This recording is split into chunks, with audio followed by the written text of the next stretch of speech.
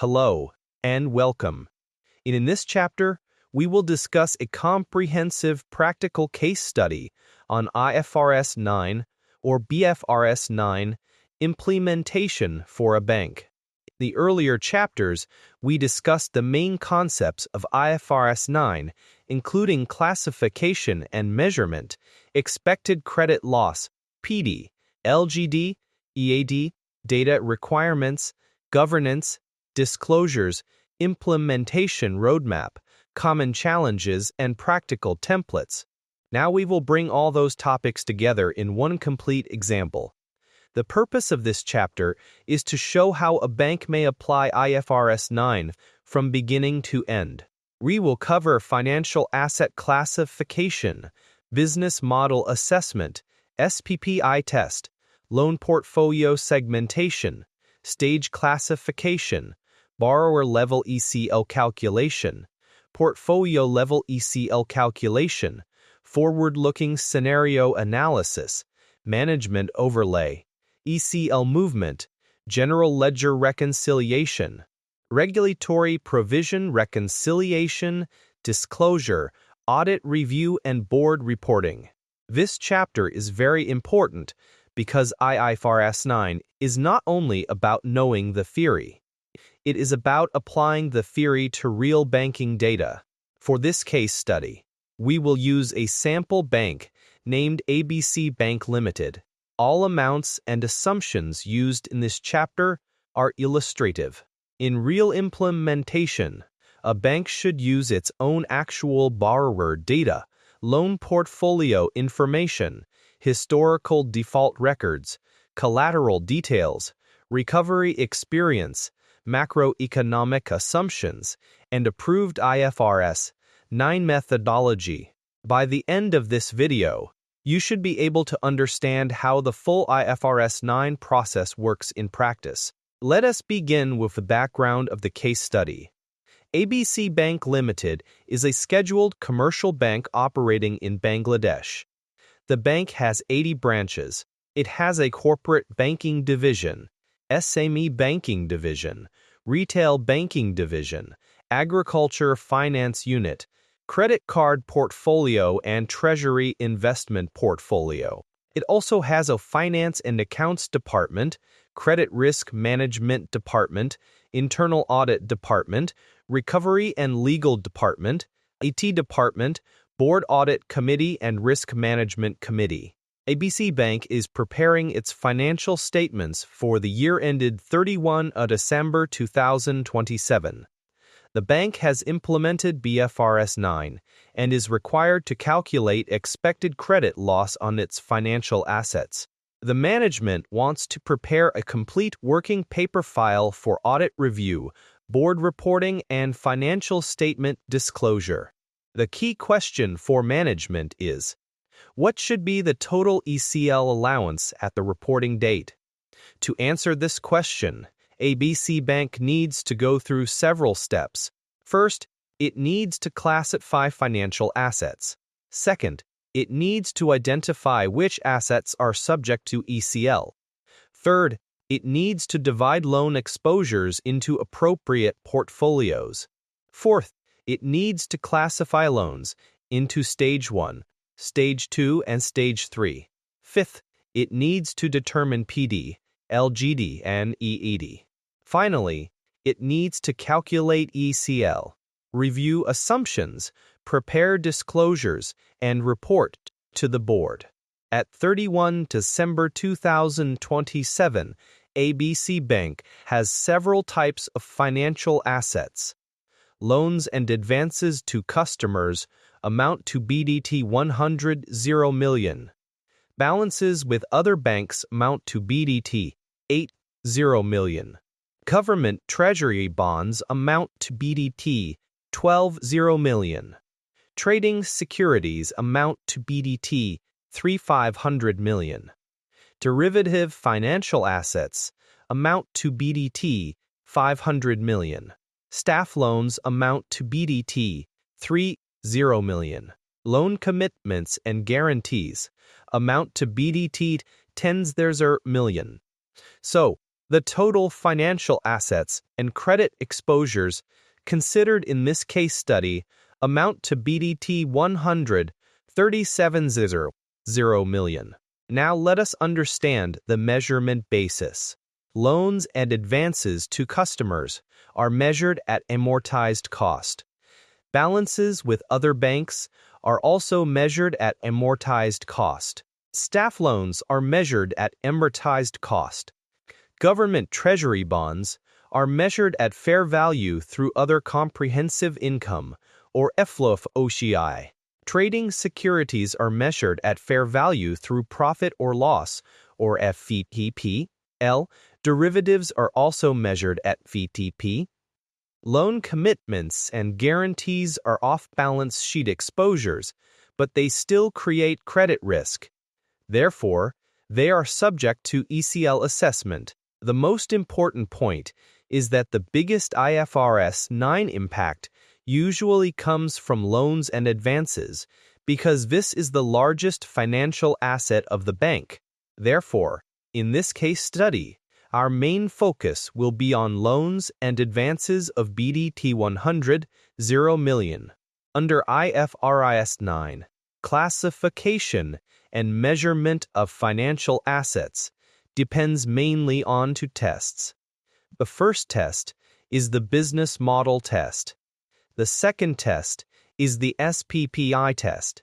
SPPI means solely payments of principal and interest. Let us first consider the business model. Corporate loans, SME loans, retail loans, and staff loans are held mainly to collect contractual principal and interest. Therefore, the business model is held to collect. Balances with other banks are also held to collect contractual cash flows and earn interest. Therefore, the business model is held to collect. Government treasury bonds are held to collect interest, but the bank may also sell them for liquidity management. Therefore, the business model is held to collect and sell. Trading securities are held for short-term trading gains. Therefore, they are classified as trading assets. Derivatives are measured at fair value through profit or loss. Now let us consider the SPPI test. Normal corporate loans, SME loans, retail loans, staff loans, balances with banks and government treasury bonds generally have cash flows representing principal and interest only. There is no equity conversion feature, profit-sharing return, leverage feature, or return linked to the borrower's revenue. Therefore, these assets pass the SPPI test. Based on both business model and SPPI assessment, corporate loans, SME loans, retail loans, staff loans, and balances with banks are measured at amortized cost. Government treasury bonds are measured at FVOCI. Trading securities and derivatives are measured at FVPL. The key message is, classification should not be assumed. It should be supported by business model assessment and SPPI documentation. Now let us focus on the loan portfolio. ABC Bank has total loans and advances of BDT 100.0 million. The bank divides the loan portfolio in two different segments based on similar risk characteristics. Corporate loans amount to BDT 45.0 million, which is 45% of total loans. SME loans amount to BDT 20.0 million, which is 20%. Retail loans amount to BDT 15.0 million, which is 15%. Credit card loans amount to BDT 5.0 million, which is 5%. Agriculture loans amount to BDT 7.0 million, which is 7%. Staff loans amount to BDT 3 million, which is 3%. Other loans amount to BDT 5 million, which is 5%. Segmentation is very important because different portfolios have different risk characteristics. Corporate loans usually have larger individual exposure and may require borrower-specific assessment. SME loans may be more sensitive to cash flow pressure, market condition, and management capacity. Retail loans may be assessed collectively, using repayment and delinquency data. Credit cards are usually unsecured and may have higher LGD. Agriculture loans may be affected by weather, seasonal income, and commodity prices. Staff loans may have lower risk because repayment may be linked with salary or terminal benefits. Therefore, a single PD or LGD should not be applied blindly to all portfolios. Under IFRS 9, loans are classified into 3 stages. Stage 1 includes performing assets or credit risk has not increased significantly since initial recognition. Stage 1 assets require 12-month ECL.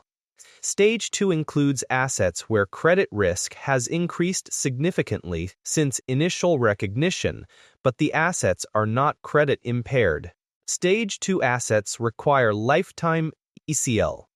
Stage 3 includes credit impaired or defaulted assets. Stage 3 assets also require lifetime ECL. Now let us look at the stage allocation of ABC Bank's loan portfolio. Out of corporate loans of BDT 45.0 million, BDT 38.0 million is in Stage 1, BDT 5.0 million is in Stage 2, and BDT 2.0 million is in Stage 3. Out of SME loans of BDT 20.0 million, BDT 15.0 million is in Stage 1, BDT 3.500 million is in Stage 2, and BDT 1.500 million is in Stage 3. Out of retail loans of BDT 15.0 million, BDT 13.500 million is in Stage 1, BDT 1.0 million is in Stage 2, and BDT 500 million is in Stage 3. For credit cards, BDT 4.0 million is in Stage 1, BDT 700 million is in Stage 2, and BDT 300 million is in Stage 3. For agriculture loans, BDT 500 million is in Stage 1, BDT 1.0 million is in Stage 2, and BDT 500 million is in Stage 3. For staff loans, BDT 950 million is in Stage 1, BDT 40 million is in Stage 2, and BDT 10 million is in Stage 3. For other loans, BDT 200 million is in Stage 1, BDT 600 million is in Stage 2, and BDT 200 million is in Stage 3. In total, ABC Bank has BDT 150 million in Stage 1, BDT 840 million in Stage 2, and BDT 10 million in Stage 3. This means most of the portfolio is performing. However, Stage 2 exposure is significant and should be closely monitored because it represents increased credit risk. Now let us understand staging through borrower-level examples. First, consider ABC Manufacturing Limited. This borrower has a term loan of BDT 100 million. The loan has 0 days past due. The internal rating is unchanged. The borrower's financial performance is stable. The borrower is not on the watch list. There is no rescheduling and no default indicator. Therefore, this loan is classified as Stage 1. The reason is simple. The borrower is performing and credit risk has not increased significantly since initial recognition. Now consider XYZ Trading Limited. This borrower has a working capital loan of BDT 50 million. The loan is 45 days past due. The internal rating has been downgraded by 2 notches. The borrower's sales declined by 25%. The borrower is on the watch list. There is no default indicator yet. This loan is classified as Stage 2. The reason is that the borrower is more than 30 days past due, rating has deteriorated, and financial performance has weakened. Credit risk has increased significantly, but the borrower is not yet credit impaired. Now consider PQR Textiles Limited. This borrower has a term loan of BDT to 100 million. The loan is 120 days past due. The borrower has suffered a major rating downgrade. Legal action has been initiated. A loan was rescheduled due to financial difficulty. The loan is non-performing. This loan is classified as Stage 3. The reason is that the borrower is more than 90 days past due. Legal action has started and the loan is credit impaired. These examples show that stage classification should be based on both quantitative and qualitative indicators. Days past due is important, but it is not the only factor. Rating downgrade, financial weakness, watchlist status, rescheduling, legal action, and management judgment are also important. The key message is, staging should reflect actual credit risk. After staging, the bank needs to estimate PD, LGD, and EAD. PD means probability of default. LGD means loss given default. EAD means exposure at default. The basic ECL formula is ECL equals PD multiplied by LGD multiplied by EEE4I. ABC Bank estimates PD and LGD based on historical data, current borrower conditions, collateral, recovery experience, and forward-looking information. For corporate loans, Stage 1 PD is 2%. Stage 2 lifetime PD is 25%. Stage 3 P is 100%. LGD may range from 30% to 60%, depending on collateral and recovery expectation. For SME loans, Stage 1 PD is 4%. Stage 2 lifetime PD is 30%. Stage 3 PD is 100%. LGD may range from 45% to 60%. For retail loans, Stage 1 PD is 3%. Stage 2 lifetime PD is 25%. Stage 3 PD is 100%. LGD may range from 30% to 50%. For credit cards, Stage 1 PD is 6%. Stage 2 lifetime PD is 40%. Stage 3 PD is 100%. LGD is around 70% because credit cards are usually unsecured. For agriculture loans, Stage 1 PD is 5%. Stage 2 lifetime PD is 30%. Stage 3 PD is 100%. LGD is around 50%. For staff loans, Stage 1 PD is 0.50%. Stage 2 lifetime PD is 10%. Stage 3 PD is 100%. LGD is around 10% because recovery support is stronger. The key message is PD and LGD should reflect the risk of each portfolio. A single assumption should not be used for all exposures. Now let us calculate ECL for selected borrowers. First, ABC Manufacturing Limited. This is a Stage 1 corporate loan. EID is BDT 100 million. PD is 2%. LGD is 35%. ECL equals 2% multiplied by 35% multiplied by BDT 100 million. So, ECL is BDT's 0.70 million. This means that even though the borrower is performing, the bank must recognize 12-month expected credit loss. Now let us calculate ECL for XYZ Trading Limited. This is a Stage 2 SME borrower. AD is BDT 50 million. Lifetime PD is 15%.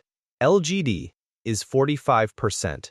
ECL equals 15% multiplied by 45%, multiplied by BDT, 50 million. The result is BDT 3.375 million. This loan is not defaulted, but credit risk has increased significantly. Therefore, lifetime ECL is recognized. Now let us calculate ECL for PQR Textiles Limited. This is a Stage 3 corporate borrower. EAD is BDT 200 million. PD is 100%. LGD is 60%. ECL equals 100% multiplied by 60% multiplied by BDT 200 million. The result is BDT 120 million. This means the bank expects to lose BDT 120 million after considering expected recovery. Now let us consider a revolving credit facility. The approved limit is BDT 100 million. Current outstanding is BDT 60 million. Undrawn limit is BDT 40 million. Expected utilization before default is 50%.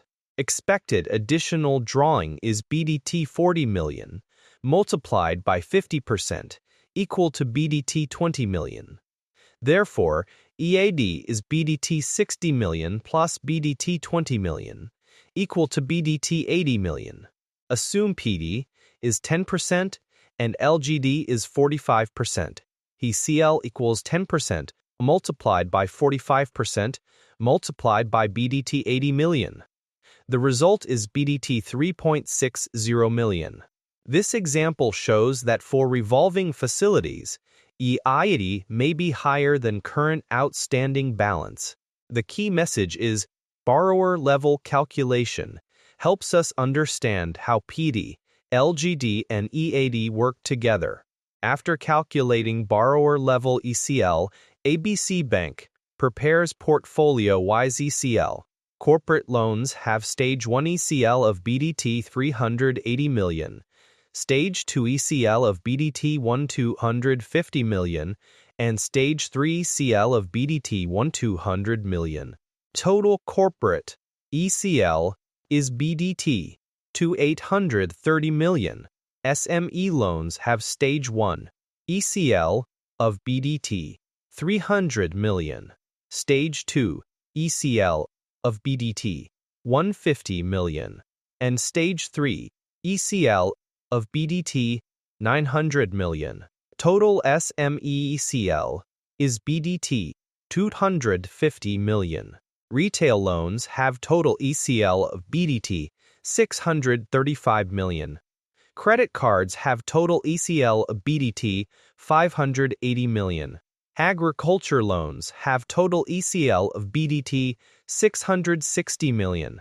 Staff loans have total ECL of BDT 22 million. Other loans have total ECL of BDT 334 million.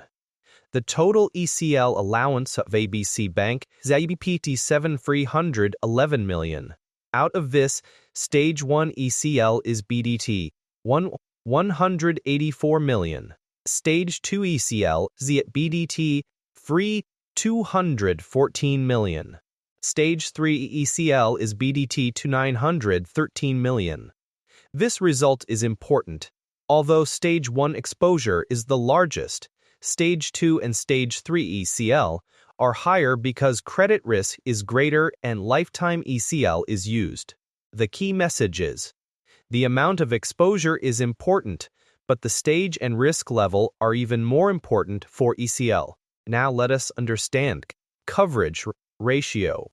Coverage ratio means ECL allowance divided by gross exposure.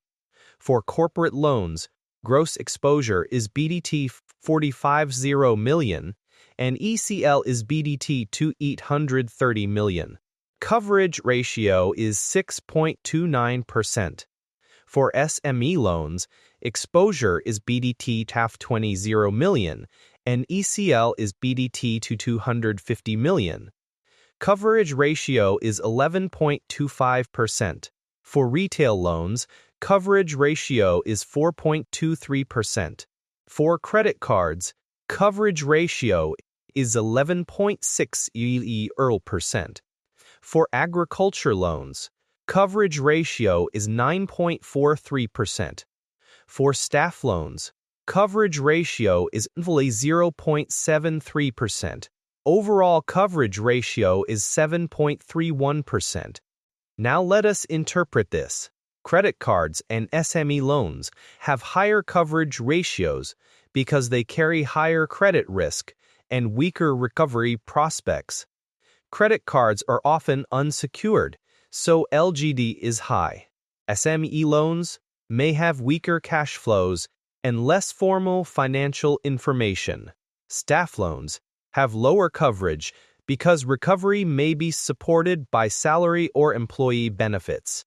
The key message is, coverage ratio helps management identify which portfolio carries higher impairment risk. ABC Bank also analyzes ECL by sector. Textile and garments sector has exposure of BDT 22.0 million and ECL of BDT 650 million. Coverage ratio is 7.50%. Trading and import sector has exposure of BDT 18.0 million and ECL of BDT 1620 million. Coverage ratio is 9%. Construction and real estate sector has exposure of BDT 12.0 million and ECL of BDT 180 million. Coverage ratio is also 9%. Semi-manufacturing has exposure of BDT 10.0 million and ECL of BDT 950 million. Agriculture has exposure of BDT 7.0 million and ECL of BDT 660 million. Power and infrastructure has exposure of BDT 9.0 million and ECL of BDT 360 million.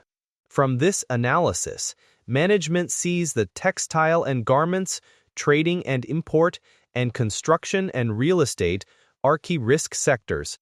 This may be due to export demand risk, foreign exchange pressure, liquidity pressure, import cost increase, project delay, or collateral valuation uncertainty. The key message is sector-wise analysis helps management identify concentration risk and take early action. 9 requires ECL to reflect forward-looking information. ABC Bank uses 3 scenarios. First is optimistic scenario. The second is base scenario. The third is pessimistic scenario. The optimistic scenario has probability weight of 20% and ECL before weighting of BDT 5,800 million. Weighted ECL is BDT 160 million. The base scenario has probability weight of 60% and ECL before weighting of BDT 7,000 million. Weighted ECL is BDT 4,200 million. The pessimistic scenario has probability weight of 20% and ECL before weighting of BDT 9,755 million. Weighted ECL is BDT 1,951 million. Total weighted ECL is BDT 7,311 million. This is calculated by adding BDT 160 million, BDT 4,200 million, and BDT 1,951 million. The base scenario receives the highest weight because management considers it the most likely outcome. The pessimistic scenario has higher ECL because economic conditions are assumed to be weaker. The key message is, ECL should not be based on one single future assumption. It should be based on probability-weighted scenarios. Now let us look at the macroeconomic assumptions used by ABC Bank.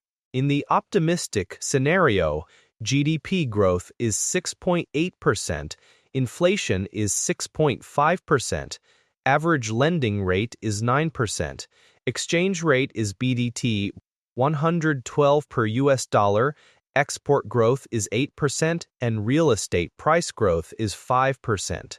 In the base scenario, GDP growth is 5.8%, inflation is 8%, lending rate is 10.5%, Exchange rate is BDT 118 per US dollar. Export growth is 5%, and real estate price growth is 2%. In the pessimistic scenario, GDP growth is 4.5%, inflation is 10%, lending rate is 12%, exchange rate is BDT 125 per US dollar, export growth is 1.5%, and real estate price growth is negative 3%. These assumptions affect credit risk. Higher inflation may reduce borrower repayment capacity. Higher lending rates may increase debt servicing burden. Depreciation of BDT may affect import-based borrowers. Lower export growth may affect textile and garments borrowers. A decline in real estate prices may reduce collateral recovery value. The key message is, macroeconomic assumptions should be reasonable, supportable, approved, and documented. ABC Bank applies management overlay where the model does not fully capture emerging risks. The bank applies BDT to 150 million overlay for foreign exchange volatility affecting import-based SME and trading borrowers. It applies BDT 180 million overlay for real estate slowdown affecting construction and real estate borrowers. It applies BDT 120 million overlay for weak recovery trend in SME borrowers.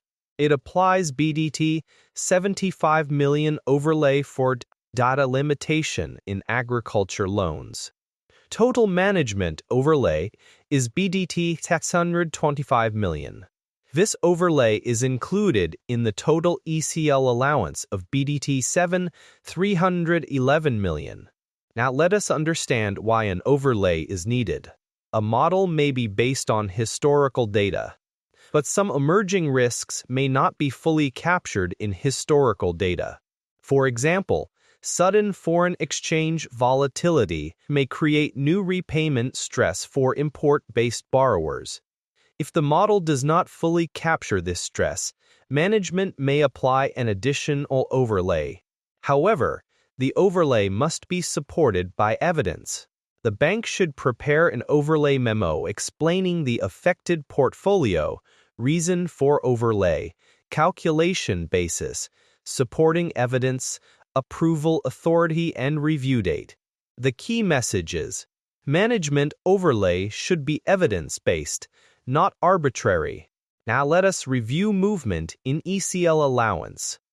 Opening ECL allowance was BDT 350 million. New loans originated during the year added BDT 180 million. Loans repaid or derecognized reduced ECL by BDT 470 million. Transfer from Stage 1 to Stage 2 increased ECL by BDT 330 million. Transfer from Stage 2 to Stage 3 increased ECL by BDT. Transfer from Stage 2 back to Stage 1 reduced ECL by BDT 110 million. Changes in PD, LGD, and EAD increased ECL by BDT 861 million. Write-offs reduced allowance by BDT 500 million. Recoveries added BDT 200 million. After all these movements, closing ECL allowance is BDT 311 million. This movement analysis helps management understand why ECL increased or decreased. Now let us look at stage migration. Stage 1 to Stage 2 exposure movement was BDT 500 million, with ECL impact of BDT 330 million. Stage 2 to Stage 3 exposure movement was BDT 200 million, with ECL impact of BDT 270 million. Stage 2 to Stage 1 exposure movement was BDT 10 million, with ECL reduction of BDT 110 million. New loans in Stage 1 were BDT 80 million, with ECL impact of BDT 180 million. Closed or repaid accounts reduced ECL by BDT 470 million. The key message is, movement analysis explains the story behind the ECL number. Collateral has a direct impact on LGD. ABC Bank analyzes collateral coverage by portfolio. Corporate loans have gross exposure of BDT 45.0 million and collateral value of BDT 32.0 million. Collateral coverage is 71%. SME loans have collateral coverage of 50%. Retail loans have collateral coverage of 57%. Credit cards have no collateral. Agriculture loans have collateral coverage of 40%. Staff loans have collateral coverage of 90%. Other loans have collateral coverage of 40%. This explains why credit card LGD is high and staff loan LGD is low. However, collateral value should not be accepted blindly. The bank should consider forced sale value, legal enforceability, prior charge, ownership dispute, selling cost and expected recovery time. Now let us consider write-off and recovery. During the year, ABC Bank wrote off loans of BDT 500 million. It recovered BDT 200 million from previously written off loans. Net write-off impact is BDT 300 million. Write-off does not mean recovery efforts stop. The bank may continue legal and recovery action even after accounting write-off. The key message is collateral and recovery assumptions should be realistic and supported by evidence.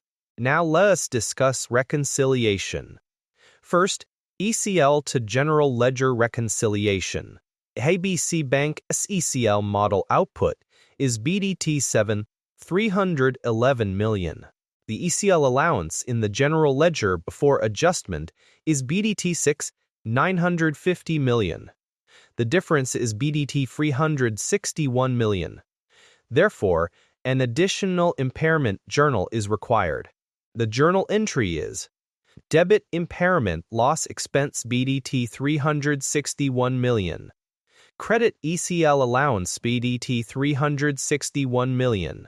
This entry increase is impairment expense and increase is ECL allowance to match the approved model output. Now let us discuss accounting ECL versus regulatory provision. ECL allowance under IFRS 9 is BDT 7,11 million. Regulatory provision required under Bangladesh Bank basis is BDT 7,850 million. The difference is BDT 539 million. This means regulatory provision is higher than accounting ECL. The bank should maintain reconciliation and follow applicable regulatory treatment for the difference. The difference may arise because IFRS 9 ECL is based on PD, LGD, EAD and forward-looking information, while regulatory provision may be based on regulatory classification and provisioning rules. The key message is, accounting ECL and regulatory provision should be separately calculated, reconciled, and reviewed. ABC Bank performs sensitivity analysis to understand how ECL changes when key assumptions change. If PD increases by 1%, ECL increases by BDT 450 million, and revised ECL becomes BDT 761 million. If LGD increases by 5%, ECL increases by BDT 620 million, and revised ECL becomes BDT 931 million. If pessimistic scenario weight increases by 10%, ECL increases by BDT 300 million, and revised ECL becomes BDT 611 million. If collateral value decreases by 10%, ECL increases by BDT 540 million, and revised ECL becomes BDT 7. If management overlay decreases by 20%, ECL decreases by BDT 125 million and revised ECL becomes BDT 186 million. This analysis shows that ECL is highly sensitive to LGD and collateral valuation. Now let us discuss disclosure. In the financial statement note, ABC Bank should explain that it recognizes impairment allowance using the expected credit loss model under IFRS 9. It should explain the three-stage model. Stage 1 uses 12-month ECL. Stage 2 uses lifetime ECL. Stage 3 uses lifetime ECL for credit-impaired assets. The note should also explain PD, LGD, EAD, forward-looking information, significant increase in credit risk, definition of default, scenario analysis, and management overlay. The key message is sensitivity analysis. Helps users understand estimation uncertainty, and disclosure explains how ECL was determined. IFRS 9 calculation must be supported by internal controls. ABC Bank should maintain controls over data extraction, reconciliation, stage classification, manual adjustments, PD, LGD, EAD models, scenario assumptions, management overlays, collateral valuation, ECL journal, disclosure and access control. For example, loan data should be extracted from approved source systems. Loan balances should be reconciled with the general ledger. Staging rules should be approved and reviewed. Manual stage changes should require approval. PD, LGD, and EED models should be documented and validated. Scenario assumptions should be approved by committee. Management overlays should be supported by memo and approval. Collateral valuation should be updated for significant exposures. ECL journal should be reviewed and approved. Disclosures should agree with working papers. Now let us consider external audit review. External auditors are likely to review classification and measurement, business model assessment, SPPI test, data completeness and accuracy, stage classification, SICR criteria, default definition, PDIEAD, forward-looking assumptions, scenario weights, management overlay, collateral valuation, write-offs, recoveries, GL reconciliation and disclosure. Auditors may ask questions such as, why was this loan classified as Stage 2? What evidence supports the PD assumption? How was LGD calculated? Is collateral valuation updated? Who approved management overlay? Does ECL reconcile with the general ledger? The key message is, good internal control and documentation reduce audit issues. ABC Bank prepares a simplified IFRS 9 dashboard for the board. The dashboard shows total gross loan exposure of BDT 100 million. Total ECL allowance is BDT 311 million. Overall coverage ratio is 7.31%. Stage 1 exposure is BDT 150 million. Stage 2 exposure is BDT 840 million. Stage 3 exposure is BDT 510 million. Stage 2 migration during the year is BDT 500 million. Stage 3 migration during the year is BDT 200 million. Largest ECL portfolio is corporate loans. Highest coverage portfolio is credit cards. Management overlay is BDT 625 million. Regulatory provision difference is BDT 539 million. Key risk sectors are textile, trading, port, and real estate. Internal audit review is completed with observations. External audit review is under progress. The board does not need to review every calculation, but it should understand the overall credit risk position, key assumptions, management overlays, provision impact, regulatory difference, audit observations, and action plan. The key messages: board reporting should be simple, clear, and decision-oriented. Based on the case study results, ABC Bank prepares a management action plan.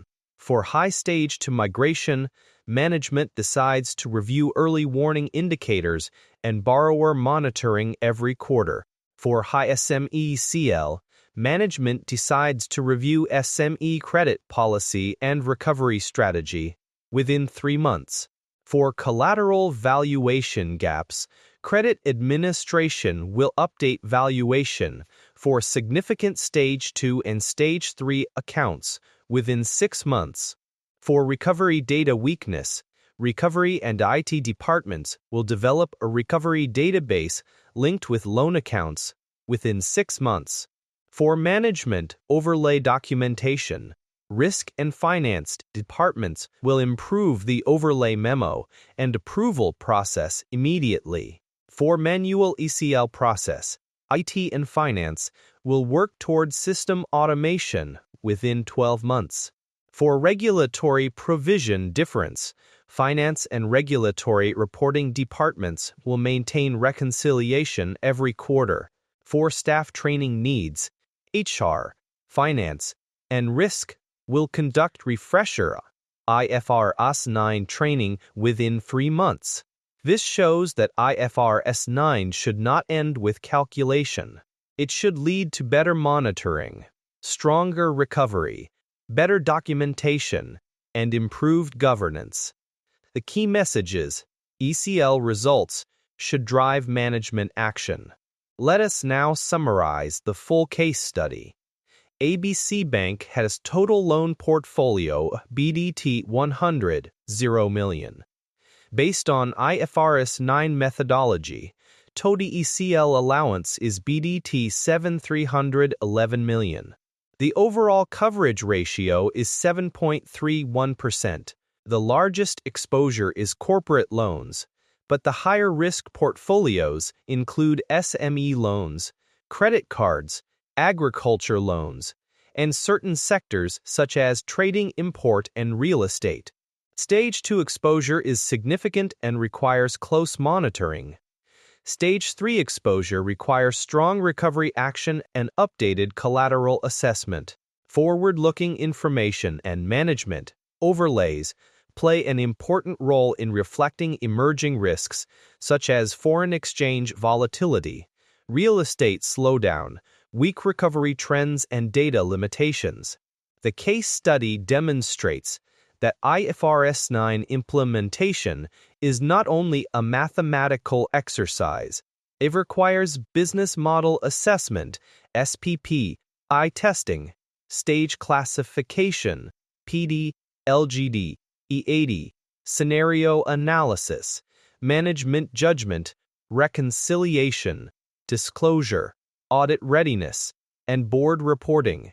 The major learning points are: financial assets must be classified based on business model and SPPI test.